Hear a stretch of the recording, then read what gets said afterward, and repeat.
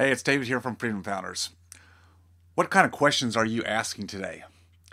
You know, the best questions get you the best answers, and the best answers give you the right direction in anything you're trying to figure out in life.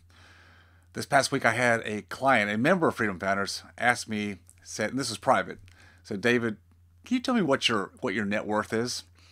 I said, well, I can give you a range. But I said, you're really asking the wrong question. The question you should be asking is, how much passive cash flow, sustainable passive cash flow, do you have, like on a monthly basis? See, that's the right question. Too many people get hung up on big numbers. In other words, another number could be, what's your practice worth? What are your top line revenues? Another question could be from patients or clients of yours or prospective patients who might ask, how much is a crown? Again, people only know to ask what they've been trained to ask. So going back to the net worth question.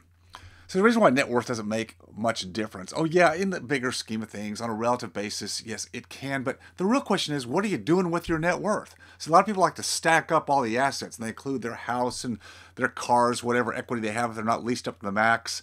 They include their practice building, which yes, that's real estate, has value.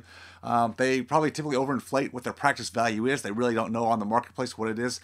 So they're stacking up all this equity.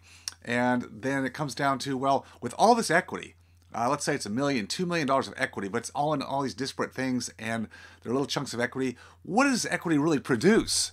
See, that's the real question. Net worth is only good if it really produces something for you, and that is going to be sustainable cash flow, predictable, sustainable cash flow. So someone could have a $5 million net worth and someone else could have a $1.5 million net worth, and the person with a $1.5 million net worth, if they optimize that net worth, could have a lot more passive cash flow than the one that has 5 million. Yeah, I see it all the time.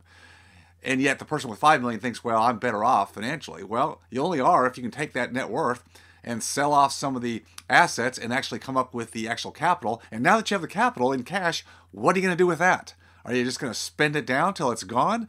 Or you actually know how to put it into assets, capital assets, like real estate or even other business assets that actually create sustainable passive cash flow? How passive is it? Can you actually take time off from your job, your work, from managing your assets to actually live a life? See, there's a lot of other aspects that go into this question than just what's your net worth. So that's the question. That's what I want to throw back to you. The question I have for you is, what kind of questions are you asking today? Are you asking the right questions? Now, don't beat yourself up if you're not. A good coach, a good mentor is going to help turn things around and help you see what question you should really be asking. Look, it happens to me all the time. You know, as I go through life and I'm learning as I go, and I learn from other people who are wiser than I am, who have experiences broader and deeper than I have, I'll ask the best question I can, and it's not necessarily always the right question. So the one for you today is, it's not about your net worth. It's about how much predictable, sustainable, passive cash flow you have from that net worth. That's the question you should be asking. Stay tuned. I'll give you a tip next time. Remember, always stay focused on your freedom.